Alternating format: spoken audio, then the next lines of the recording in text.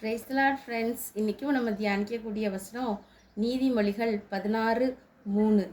உன் செய்கைகளை கர்த்தருக்கு ஒப்புவி, அப்பொழுது உன் யோசனைகள் உறுதிப்படும். ஆமாம் ஃப்ரெண்ட்ஸ், நம்ம செய்கைகள் எதுவாக இருந்தாலும் எல்லாத்தையும் இசப்பா நீங்கள் பார்த்துக்கோங்க அப்படின்னு சொல்லிட்டு கம்ப்ளீட்டாக அவர்கிட்ட சப்மிட் பண்ணிடணும் ஃப்ரெண்ட்ஸ். எதையுமே நம்ம சுயத்தினால என்னால் முடியும், எனக்கு இந்த அறிவு இருக்குது, எனக்கு இந்த புத்தி இருக்குது, எனக்கு இந்த திறமை இருக்குது அப்படின்னு நம்மளோட சுயத்தில் எதையுமே சாயாமல் எல்லாத்தையுமே ஏசப்பா கையில் பூரணமாக ஒப்பு கொடுத்துட்டு நம்ம இருந்து எந்த காரியத்தையும் செய்யும்போது அப்பொழுது நம்மளோட செய்கைகள் எல்லாத்தையும் கர்த்தர் ஆசீர்வதித்து அதை நிறைவேற்றுவாங்க ஃப்ரெண்ட்ஸ். உன் செய்கைகளை கர்த்தருக்கு ஒப்புவி, அப்பொழுது உன் யோசனைகள் உறுதிப்படும். ஆமாம் ஃப்ரெண்ட்ஸ், இந்த மாதிரியான ஒரு கிருபையை ஆண்டவர் நமக்கு தரணும்னு நம்ம ப்ரேயர் பண்ணிக்கலாம் ஃப்ரெண்ட்ஸ்.